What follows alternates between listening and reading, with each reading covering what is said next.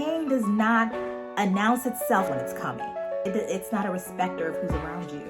It will come and it will knock you out. And so if we are able to use this intentional crying, we take the power from when that pain hits us and we take it into our own hand. This is a flipping of power. Because it's a flipping of power, you've been so used to this thing having power over you. It's not going to be an easy battle to take your power back. But you are so worth having that power back, because that power is freedom. That power is fulfillment. That power is fearlessly living a life, knowing that you have tools in your arsenal to be able to fight anything that will provoke pain in your life. Hey to world, welcome back to my channel. If this is your first time visiting my channel, the warmest welcome to you. If you are returning, the most heartfelt thank you from the bottom of my heart for your support of this channel. On this channel, we talk about lifestyle and we also talk about self-improvement, which is built on the things that we have learned, the habits, the negative self-talk, just the negative things we've learned through life experiences that really keep us from living our fullest best life. We unlearn those things and we relearn some new habits, we pick up some new tools that would help propel us to that fulfilling life that we all want to live. So if you're interested in that, please subscribe, please share, and like and engage in the comment section so that the algorithm of YouTube can pick up this channel and we can grow and reach more people. I appreciate you for your engagement. So let's get into today's video. Today's video is going to be on vulnerability. This is going to be the first video in our vulnerability series, and we are going to be talking about vulnerability with self, specifically being vulnerable with ourselves in our pain, i.e., crying intentionally. Now, this video was birthed from my birthday video that I did where I broke down. I had an emotional breakdown on camera. And if you haven't seen that, make sure to go into my videos and check that video out. It is very heavy, but it is also very transformative. I feel that it would be if you really allow it to be. And this video was birthed from that because I realized that vulnerability is something that's very important. Sometimes we're not even vulnerable with ourselves, especially ourselves. And the thing about that is that vulnerability starts with ourselves. See, we live in the skin. This is something that we can't be void of. And if you living with yourself, you can't be void of yourself, but you also can't be vulnerable with yourself, then there's no way you're going to be able to be vulnerable with someone else. So vulnerability starts with self. And that's why that's the first thing we're going to talk about. But before we get into that, let's go into the definition of vulnerability, just so that we are very clear of what that word means. So vulnerability is defined as the state of being that exposes you to the possibility of harm or threat. Now, the reason why vulnerability exposes you is because with vulnerability, you have no barriers, you have no guards. There are no guards up. You are bare. You are bare, you are naked, and therefore there is a possibility of you being harmed. Now, if this is the definition, then why are we struggling with being vulnerable with ourselves? What that says is that we are scared to be bare naked emotionally with ourselves because we are scared of the possibility of harm or threats. From ourselves? Yeah, from ourselves. And that's why we can't be vulnerable with ourselves. And this is because we have all this harsh talk that we have with ourselves. There's so many things that we tell us, oh, I can't believe you did that. I can't stand that you do that. I don't like this about me. I don't like this part of me. I don't like when I do this. Like, oh, this is so ugly about me. And we say these things to ourselves. And if that is not a threat or harmful, I don't know what is, right? So we are harmful to ourselves. Therefore, we're valid in not being vulnerable with ourselves. And these are the things that we've been doing that we need to unlearn, right? And so learning to cry intentionally and tap into our pain and also be there for ourselves when we are doing this. The process we're going to be going through today is really going to be helping us instill more trust with ourselves. Teach us that we are actually here for ourselves, and we are going to build a rapport with ourselves so that we can continually become more vulnerable with ourselves, therefore being vulnerable with other people. And what this does is that it gives you power, it gives you freedom. It gives you freedom to just be, because you're not worried about any judgment, because you're comfortable with who you are. You are comfortable with who you are. Now, comfortability does not equate to you just accepting bad behavior from yourself. You being comfortable with who you are is more so about ownership. This is what I do. This is what I do. This is who I am. And yes, there's some traits that you can absolutely work on. Therefore, you should. But then there's some things that you just have to be in acceptance with. You just have to be in acceptance with. So yeah, let's really get into the meat of this. Let's get into the meat of this. So crying with intention. What is crying with intention? Crying with intention is you actually provoking the pain that leads you to crying. You are intentionally provoking your pain so that it gets you to a point of crying. Why is this important? Why is this necessary? Because it makes you the driver. It makes you the navigator of that healing process, really. It makes you the navigator of your healing process for that specific pain. Right? You take it into your own hands, and you are able to, if you go through this process of crying intentionally and being very intentional in how you're crying, you can actually use the pain to propel your healing, and in effect, just uprooting that pain and just, taking the power away from it so it doesn't have power over you. So that it doesn't have power over you, right? Because for my instance of heartbreak, if you've seen that video, I was driving to work, y'all. I was driving to work. I don't even know if I hit the highway yet. I may have hit the highway. And I was listening to my voicemails because it was my birthday. And this one voicemail came through, and listening to that voicemail, I could not help but tears run down my, when I tell you I try so hard to stop crying, like I'm driving. I don't want to be crying I tried breathing, I tried everything, and that's why I called it a breakdown. I could not stop the tears from flowing.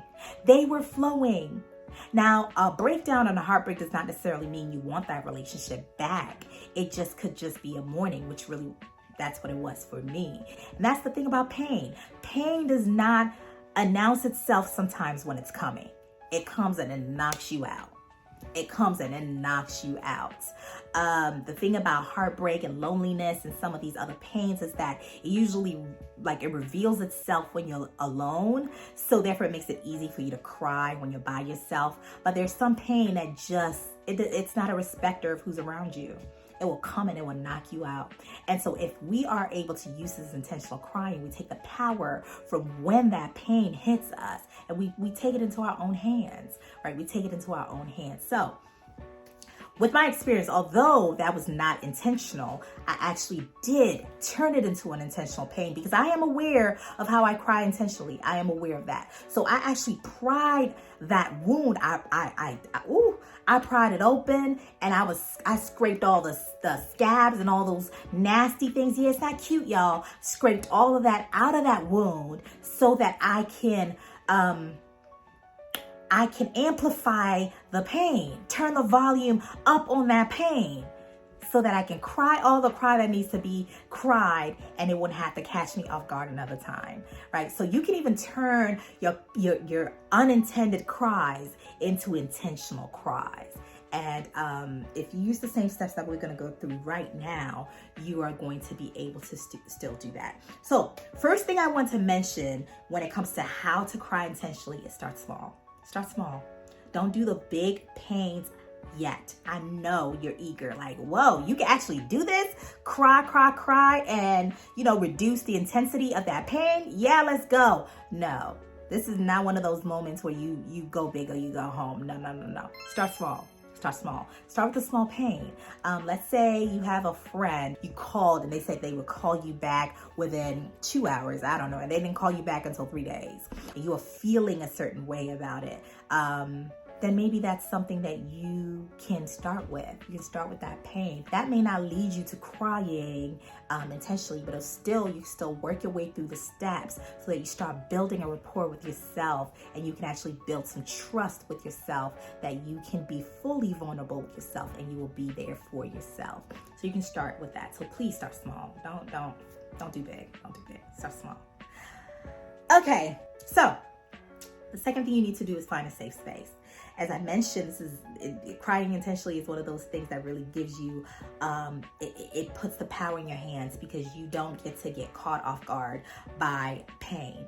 You control when and how you cry. Now, if I'm doing my intentional cries, I usually do them on the weekends, okay? I have my cry fast on weekends, because I am not trying to cry and have no intentional kind of crying as intense as it should be on a weekday. I'm not doing it. I'm not trying to break down on my weekday. No. I'm not doing that. So I usually would schedule a cry fast on a weekend, on a Friday, so that I know that if I go into crying mode and I cry, and Saturday morning I don't feel like getting up, I can do that. Okay? I don't have to get fired for not waking up Saturday morning. But you go into a cry session on a Tuesday, you ain't show up for work on a Thursday and a Friday and a Wednesday, you may be losing your job. Please, I do not want emails let me know that you did a cry, intentional cry, anything, and it landed you in losing your job. Please, please, please. So for the most part, do it on a weekend. But the tip here is really to find a space that you can be uninterrupted for a very long amount of time, so that you can actually get deep within your wounds and allow the tending of that wound to really be thorough and therefore effective. And yeah. So 3, find an initiator. An initiator is that thing that provokes your pain, and it provokes it and turns that pain into cries and tears, right? So trigger warning here. I'm going to be talking about some heavy stuff and some heavy losses. And so, I just want to put that warning out there, but it's very necessary for us to talk about these hard things, because it's a cycle of life. Death is a cycle of life. It's a part of our life that is not to be ignored. And so even with these losses, especially with these losses, a lot of people hide from that pain because they're scared of it becoming crippling. They're scared they're not going to be able to, go through the pain. They don't even know how to begin to deal with it. So this is one of those things too that you can intentionally cry about. You can intentionally cry about this. And with the initiator that I'm talking about, with a death of, let's say, your mom, right? Let's say your mom passed. A death of your mom, the one thing that you would use as an initiator, or death of a loved one, the one thing you would use as an initiator, it could be maybe a scent, a favorite scent of theirs. If you have their perfume, you can use this as an initiator for your cries, a memory that you're avoiding, a voicemail or their phone number, or even just a photo album. Let me give you guys an example. My uncle's wife passed, and this was here in the States. And I remember my mom and I went over, and he was talking about how he listens to their voicemail greeting, because she recorded it. She recorded their voicemail greeting. And so he calls himself just to listen to the voicemail greeting. And I bring this up because for most people, this would be what they would be avoiding, right? So if you're in a place where you are avoiding this, then this is your initiator. See, we all know those things that provoke our pain. And so we avoid those things. That is your initiator. The thing you're avoiding because it's going to provoke the pain, that's your initiator. For a breakup for me, it's a song. I don't want that song playing nowhere. And that would be the song I would put on repeat, and I will cry, because it just is of sentimental value to me. And there is a relationship between that song and my pain. So your initiator is that thing that just provokes it. It could be a scent, it could be clothing, it could be a room, it could be It could be a place, a restaurant. There are people who can't just go to a certain restaurant just because it brings pain, you know. And I mean, you can't go to the restaurant and sit there and cry there. With something like that, maybe you can find something that's more of an alternative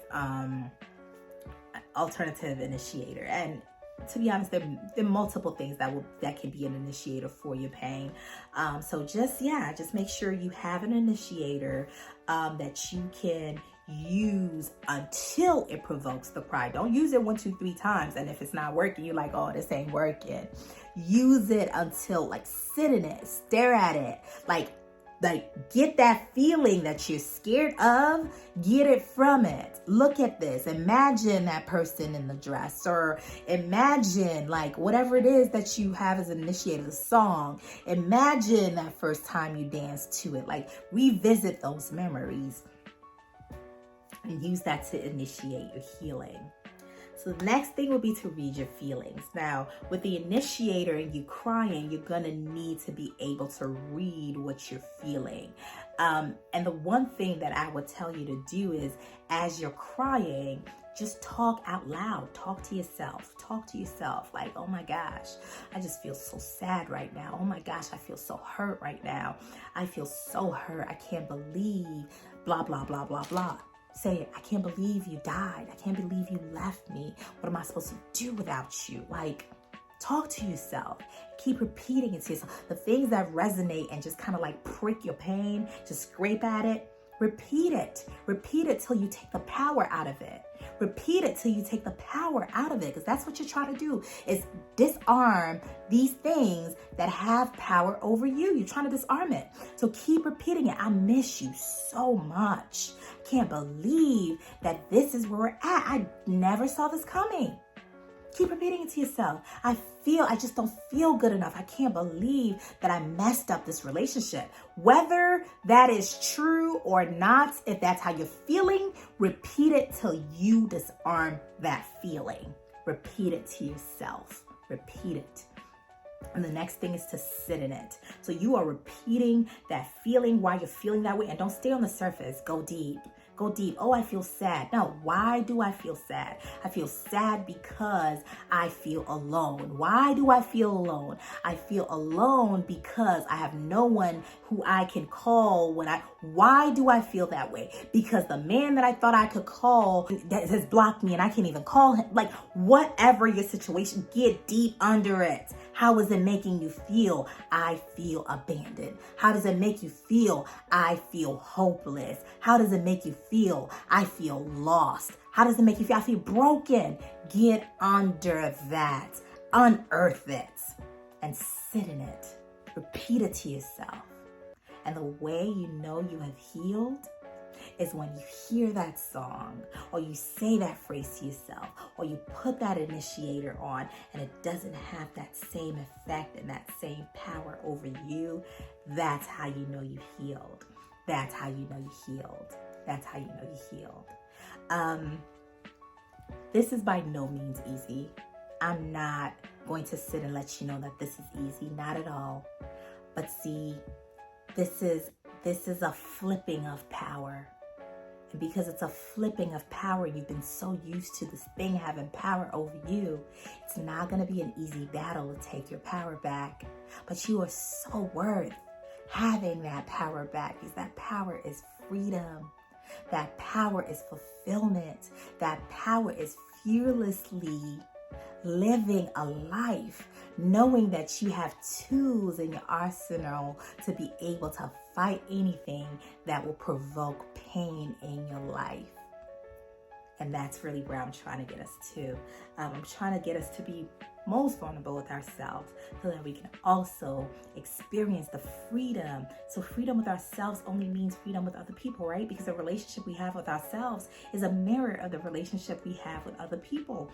So if you're able to have this freedom with yourself, that in turn you're going to mirror that relationship and have more freedom and more fruitful relationships, more safe relationships with others. I pray for healing for everybody and anybody who is feeling heavy right now. I pray for courage for you to be able to tap into this healing that comes with crying with intention. And I pray for blessings for anyone at the reach of my voice. I thank you so much for engaging. I thank you so much for listening to this video. Don't forget to like, to share, to subscribe. And until my next video, see y'all later. Bye.